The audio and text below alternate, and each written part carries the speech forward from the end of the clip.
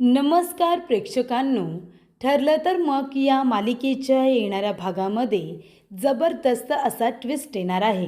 तर प्रेक्षकांनो, आपण बघितलं इथे आता प्रियाने खूपच हुशारीने महिपतला चिडवलेलं असतं आणि त्यामुळे इथे महिपतला प्रियाचा असा काही राग येतो की तो तिच्यावरती हल्ला करण्यासाठी हॉस्पिटलपर्यंत पोचतो आणि तिच्या प्लॅनमध्ये महिपत अडकला जातो. त्यामुळे प्रेक्षकांनो, प्रियाला आता जामीन मिळालेला आहे. ती जामिनावरती सुटून अश्विन बरोबर जेव्हा सुभेदारांच्या घरी परत येते तेव्हा तिचा माज हा वरच्या मजल्यापर्यंत पोचलेला असतो. प्रियाला समोर बघून सायलीला असा काही राग येतो की सायली प्रियाला हाताला धरून तिला आता ओरफडत घराच्या बाहेर फेकून देते आणि त्याचबरोबर तिचा थोबाड फोडत तिची चांगली धुलाई करते आणि प्रियाला तिची लायकी दाखवून देते. प्रियाच्या तोंडावरती इथे आता घराचा दरवाजा नाही तर गेटचा दरवाजा बंद करते आणि म्हणते की कायद्याने जरी तुला सोडलं असलं तरीसुद्धा मी तुला कधीच माफ करणार नाही आणि मी तुला या घरामध्ये अजिबात पाऊल ठेवू देणार नाही, असं सायली आता प्रिया आणि अश्विनला तोंडावरती बोलते आणि दोघांची सुद्धा घरातून चांगलीच हकलपट्टी करते. त्यानंतर प्रेक्षकांनो, आता सायलीने तर प्रियाची धुलाई केलेलीच आहे, पण इथे आता अश्विन कायद्याने भांडायला सुरुवात करतो. तो म्हणत असतो की मला माझा हक्क आणि अधिकार हवा आहे. तेव्हा इथे घरातला हिस्सा मागणाऱ्या अश्विनला सुद्धा आता पूर्णाजीने चांगला धडा शिकवलेला असतो.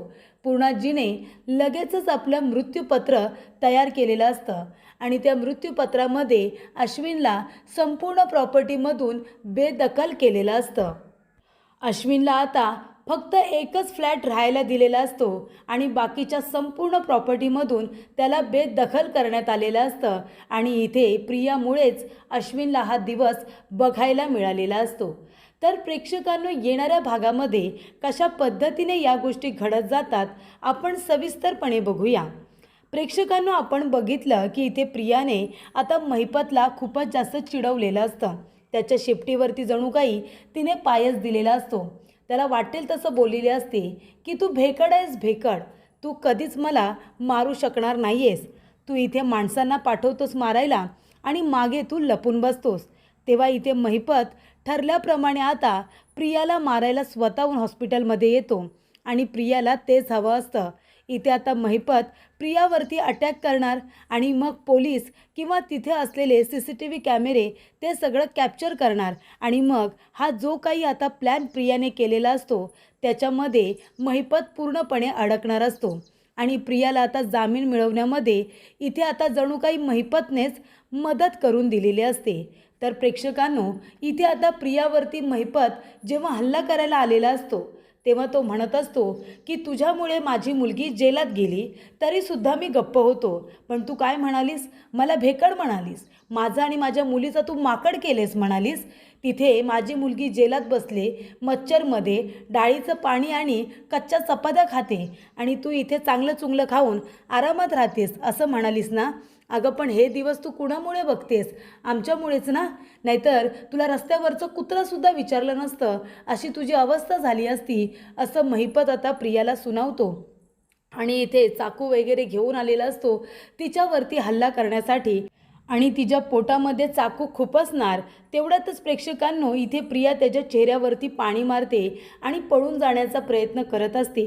तेवढ्यातच महिपत पुन्हा तिथे येतो आणि तिचा गळा दाबण्याचा प्रयत्न करत असतो, तिच्या पोटात चाकू मारणार. तेवढ्यातच तिथे असलेले हवालदार आणि त्याचबरोबर लेडीज हवालदार तिथे पोचतात आणि ते दोन्हीही कॉन्स्टेबल आवाज करतात, कोण आहे तिकडे, कोण आहे तिकडे. तेव्हा प्रेक्षकांनो, पोलीस आल्यानंतर महिपत आता घाबरतो आणि महिपत तिथून पळून जाण्याचा प्रयत्न करत असतो. त्यामुळे प्रेक्षकांनो, इथे आता महिपतला पकडण्याचा प्रयत्न त्या हवालदाराने केलेला असतो. त्यामुळे महिपत तिथे आला होता हे हवालदाराने आपल्या डोळ्याने बघितलेलं असतं आणि CCTV कॅमेऱ्यामध्ये सुद्धा महिपत पूर्णपणे कॅप्चर झालेला असतो. त्यामुळे प्रेक्षकांनो, जे प्रियाला अपेक्षित असतं ते आता झालेलं असतं. महिपतच्या हाताचे फिंगरप्रिंट सापडलेले असतात आणि महिपत प्रियाच्या जीवावरती उठलाय हे सुद्धा ती कोर्टामध्ये आता सिद्ध करणार असते. त्यानंतर इथे सुभेदारांच्या बाप्पाचं विसर्जन होणार असतं.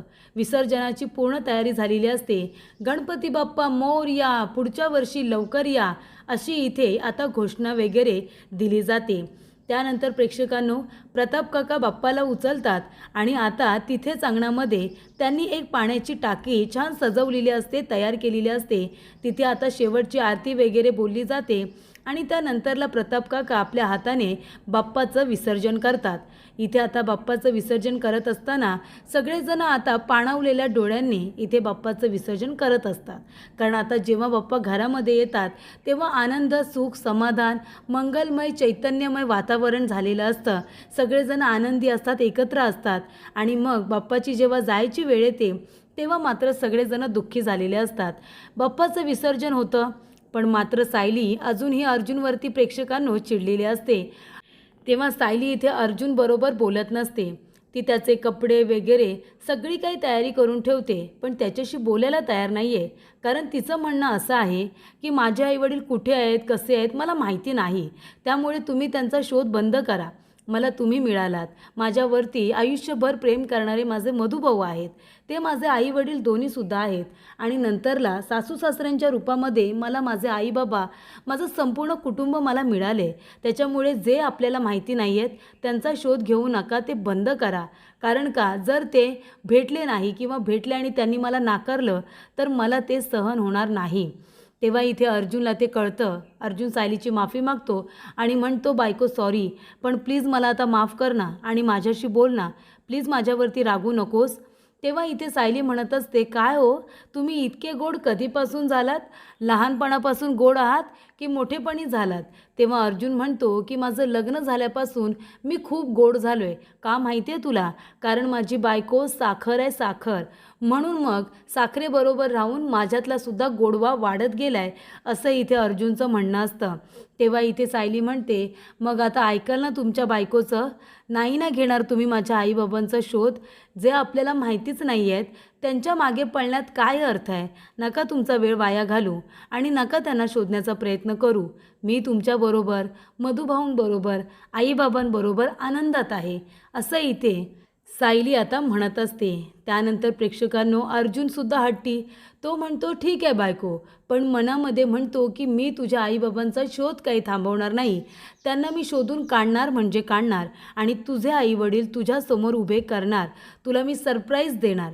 तुझ्यासारखी गोड मुलगी कुठले आईवडील नाकारतील? तुला कुणीही नाकारू शकत नाही सायली। मला माहिती आहे तू जरी बोलत नसलीस तरीसुद्धा तू तुझ्या आईबाबांना खूप मिस करतेस आणि म्हणूनच मला तुझे आईवडील तुला मिळवून द्यायचे आहेत। त्यानंतर प्रेक्षकांनो, इथे आता प्रियाने वकिलांना सांगितलेलं असतं की ठरल्याप्रमाणे सगळ्या गोष्टी घडलेल्या आहेत। मी महिपतला खूप जास्त चिडवलं, त्याला राग दिला, तो माझ्यावरती हल्ला करायला आला, त्याच्या हाताचे ठसे माझ्या मानेवरती हे आता उठलेले आहेत, त्यांनी मला मारण्याचा प्रयत्न केला, त्याच्यामुळे आता फिंगरप्रिंटसुद्धा सापडतील आणि त्याचबरोबर तुमच्या हवालदारांनीसुद्धा त्या महिपतला इथे आलेलं बघितलं आणि CCTV कॅमेरेचं फुटेजसुद्धा मिळवा, त्याच्यामध्ये सुद्धा महिपत आला असेल, असं आता प्रिया सांगते। त्यामुळे प्रेक्षकांनो, इथे आता प्रियाला जामीन मिळणारच असतो। अश्विन धावपळत लगेचच जातो, कारण का इथे आता प्रियावरती हल्ला झालाय म्हटल्यानंतर अश्विनला काळजी वाटत असते। सुभेदारांच्या इथे आता गणपती बाप्पाचं विसर्जन झालेलं असतं, सगळेजण निवांत झालेले असतात, सगळ्यांना वाईटसुद्धा वाटलेलं असतं। कारण इथे बाप्पा घरामध्ये असतात, सगळ्यांना मोदक खायला मिळत होतं, छान पंचपक्वान्न खायला मिळत होतं, बाप्पाला नैवेद्य दाखवला जात होता ना। त्यानंतर प्रेक्षकांना बाप्पाचं विसर्जन झाल्यानंतर सगळेजण त्याची चर्चा करत असतात। सायली इथे तरीसुद्धा सगळ्यांना आवडतात म्हणून सगळ्यांच्या आवडीचे पदार्थ बनवत असते, सगळेजण आनंदी असतात, खुश असतात। तेव्हा प्रेक्षकांनो, इथे आता कोर्टामध्ये प्रियाला नेण्यात येतं। तेव्हा इथे अर्जुन आणि चैतन्य दोघंजण प्रियाच्या वकिलाबरोबर बोलण्याचा प्रयत्न करत असतात, पण इथे आता वकील काही बोलायला तयार नसतो, तो त्यांचं काही ऐकून घ्यायला तयार नसतो। त्यानंतर आता कोर्टामध्ये गेल्यानंतर इथे आता प्रियाचे वकील तिची बाजू अगदी रोखठोकपणे मांडत असतात, म्हणत असतात की जज साहेब, माझा अशील चुकला की तिने कोर्टामध्ये खोटी साक्ष दिली, पण प्रिया मधुकर म्हणजे उर्फ तन्वी किल्लेदार ही करणार तरी काय होती? महिपतसारखा क्रिमिनल बिल्डर ज्याच्याकडे पैसा आहे, पॉवर आहे, त्याची मुलगी साक्षी तेवढीच मोठी गुन्हेगार, या दोघांनी प्रियाला धमकी दिली होती की माझ्या विरोधामध्ये खोटी साक्ष द्यायची आणि जर खोटी साक्ष दिली नाहीस तर तुला आम्ही ठार मारून टाकू। तिला जीवे मारण्याची धमकी दिली होती, मग आता कुठलीही व्यक्ती स्वतःचा जीव वाचवण्यासाठी खोटं तर बोलणारच ना. तिने सत्य सांगण्याचा केव्हा तरी प्रयत्न केला, पण तेव्हा महिपतने तिच्या गळ्यावरती चाकू ठेवला, तिला इथे बंदुकीचा धाक दाखवला. तेव्हा प्रेक्षकांनो, प्रिया इथे आता कोर्टामध्ये सांगते, जज साहेब माझं चुकलं, मी खरंच सांगते माझं चुकलं, मला खोटं बोलायचं नव्हतं, पण मी तरी काय करणार होते. तो महिपत आणि साक्षी दोघेही डेंजरस आहेत हो, त्यांनी मला मारण्याची धमकी दिली होती. जर मी खरं बोलले असते तर माझा जीव गेला असता आणि म्हणून माझा नाईलाज झाला आणि मला माझ्या मधुभाऊंच्या विरोधामध्ये खोटी साक्ष द्यावी लागली आणि त्यासाठी मी कोर्टाची माफीसुद्धा मागते. मी मधुभाऊंची सुद्धा माफी मागितली जज साहेब. तेव्हा इथे आता प्रिया म्हणत असते की बघा या व्हिडिओमध्ये महिपत माझ्यावरती कसा हल्ला करतोय, अगदी त्या चाकूने त्याने माझा खूनच केला असता, पण बरं झालं तिथे कॉन्स्टेबल आले आणि त्यांनी महिपतला अडवण्याचा प्रयत्न केला आणि महिपत तिथून पळून गेला. त्यामुळे इथे आता महिपतच्या विरोधातले सगळे पुरावे मिळालेले असतात आणि त्यामुळे प्रेक्षकांनो, महिपतने प्रियाला धमकी दिलीच असेल, कारण त्याने आता इतक्या क्रूर पद्धतीने तिच्यावरती हल्ला केला, म्हणजे त्याने तिला धमकी दिलीच असेल आणि इथे प्रियाच्या जीवाला इथे जेलमध्ये धोका आहे हे आता पटवून दिलेलं असतं वकिलांनी जज साहेबांना. आणि इथे अश्विनसुद्धा रिक्वेस्ट करतो आणि प्रियासुद्धा. त्यामुळे प्रेक्षकांनो, आता महिपतने कशा पद्धतीने प्रियावरती अटॅक केला हे सगळे पुरावे आता कोर्टामध्ये सादर झाल्यानंतर प्रियाचा जामीन मंजूर केलेला असतो. तिने कोर्टाची माफी मागितलेली असते आणि तिला दंडसुद्धा भरायला सांगितलेला असतो. या सगळ्या गोष्टी अश्विनने आता केलेल्या असतात. त्यानंतर प्रेक्षकांनो, इथे आता संपूर्ण सुभेदार निवांत झालेले असतात. तेव्हा सायली म्हणते, बाप्पाचं दर्शन झालंय, पण घर कसं रिकामं झालंय ना.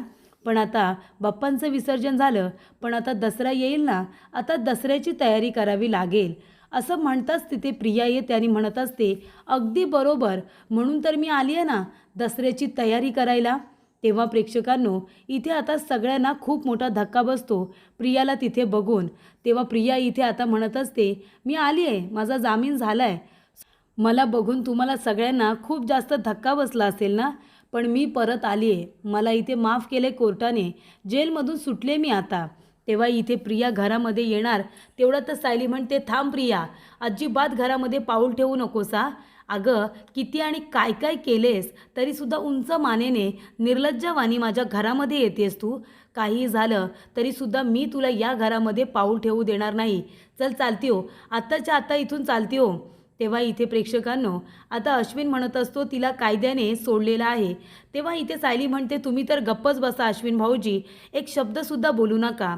माझ्या मधुभाऊंच्या विरोधामध्ये ह्या मुलीने खोटी साक्ष दिली, स्वतःच्या आईला वेडं करण्याचा प्रयत्न केला, घरामध्ये अस्मिताताईंपासून ते सगळ्यांना त्रास दिला आणि तरीसुद्धा तुम्ही हिची बाजू घेऊन हिला तुम्ही सोडून घेऊन आलात.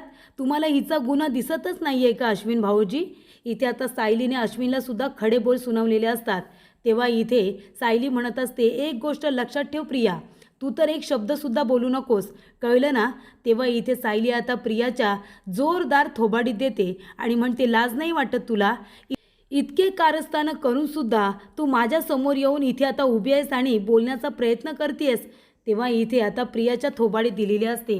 तेव्हा सायली म्हणते की तुला कायद्याने माफ केलं असेल, कायद्याने तुला सोडलं असेल, पण मी तुला कधीच माफ करणार नाही. तू माझ्या वडिलांची गुन्हेगार आहेस, तू खरं तर सगळ्यांचीच गुन्हेगार आहेस. तू इथे आलीस ना, ही तुझी खूप मोठी चूक झाली प्रिया. आणि इथे सायली प्रियाला आता हाताला धरून तिला घरातून बाहेर काढते. नुसती घरातूनच नाही तर तिला गेटमधून सुद्धा बाहेर काढते, हकलून देते अक्षरशः तिला. आणि इथे कल्पना आणि अस्मिता दोघीजणी प्रियाच्या बॅगा उचलतात आणि तिच्याजवळ आता फेकून देतात. तेव्हा सायली म्हणते की तुला कायद्याने माफ केलं असेल, पण मी माफ करत नाही आहे आणि आमच्या कुटुंबातील कुणीही तुला माफ करत नाही आहे. आत्ताच्या आत्ता इथून चालती हो, कळलं ना. आणि पुन्हा हे तुझं तोंड आहे ना, ते इथे दाखवायला येऊ नकोस. आणि प्रेक्षकांनो, इथे सायलीने आता प्रियाला चांगला धडा शिकवलेला असतो आणि तिच्या तोंडावरती इथे आता गेटचा दरवाजा बंद केलेला असतो. तेव्हा प्रेक्षकांनो, अश्विन म्हणत असतो की हे सगळं काय चाललंय तुमचं, काय चाललंय, ही माझी बायको आहे आणि आता कायद्याने तिचंसुद्धा हे घर आहे. तेव्हा सायली म्हणते, अजिबात नाही, जी माणसं एकमेकांची काळजी घेतात, एकमेकांना त्रास देत नाही ना, ती कुटुंबातला भाग असतात. ही सगळ्यांच्या जीवावरती उठते, स्वतःच्या आईच्या जीवावरती उठलेली ही मुलगी, आणि तिला तुम्ही इथे घेऊन आलात आणि पाठीशी घालताय, कधीच माफ करणार नाही. तेव्हा अश्विन म्हणतो, या घरामध्ये मी मुलगा आहे आणि माझासुद्धा अधिकार, हिस्सा, हक्क, काय अधिकार आहे की नाही? माझा हक्क मला हवा आहे, माझा अधिकार मला हवा आहे. तेव्हा इथे प्रॉपर्टीचा हिस्सा आता अश्विन मागत असतो प्रियाच्या सांगण्यावरून. तेव्हा पूर्णाजी आता आलेली असते. पूर्णाजी म्हणते, अश्विन तुला तुझा हिस्सा हवा आहे का? ठीक आहे. तेव्हा इथे आता वकिलांना बोलावलेलं असतं. इथे आता वकील ती अर्जुला निवडत नाही, कारण का वाईटपणा नको. तिने दुसरे वकील बोलावलेले असतात आणि इथे आता पूर्णाजीने आपलं मृत्यूपत्र तयार केलेलं असतं आणि ते मृत्यूपत्र आता पूर्णाजी म्हणते वकिलांना की वाचा आणि त्याच्यामध्ये संपूर्ण घर हे पूर्णाजीच्याच नावावरती असतं आणि त्यानंतर पूर्णाजीनंतर ते इथे प्रताप काका आणि अर्जुनकडे जाणार असतं. पण अश्विनला मात्र घरातला अजिबात हिस्सा दिलेला नसतो. फक्त अश्विनला एक फ्लॅट दिलेला असतो. त्याच्यामध्ये तुला जर राहायचं असेल तर तू राहा, पण बाकीच्या प्रॉपर्टीमधून अश्विनला आता पूर्णाजीने बेदखल केलेलं असतं आणि ते सुद्धा फक्त आणि फक्त प्रियासाठी. अशा रीतीने प्रेक्षकांनो पूर्णाजीने सुद्धा टोकाचा निर्णय घेत अश्विन आणि प्रियाला धडा शिकवण्यासाठी आणि अश्विनचे डोळे उघडण्यासाठी इथे आता पूर्णाजीने त्याला प्रॉपर्टीमधूनच बेदखल केलेलं असतं आणि इथे प्रिया आणि अश्विनला दोघांनाही रस्त्यावरती आणलेलं असतं. माझामध्ये आलेल्या प्रियाला इथे पूर्णाजी आणि इथे सायली दोघींनीसुद्धा चांगला धडा शिकवलेला असतो. गुन्हा केल्यानंतर अजिबात लाज तर वाटत नसते, पण इथे थोडीसुद्धा शरम न वाटल्यामुळे इथे सायलीने आता प्रियाचा चांगला माज उतरवलेला असतो आणि तिला तिच्या गुन्ह्याची शिक्षा कायद्याने नाही तर सायलीने चांगलीच दिलेली असते.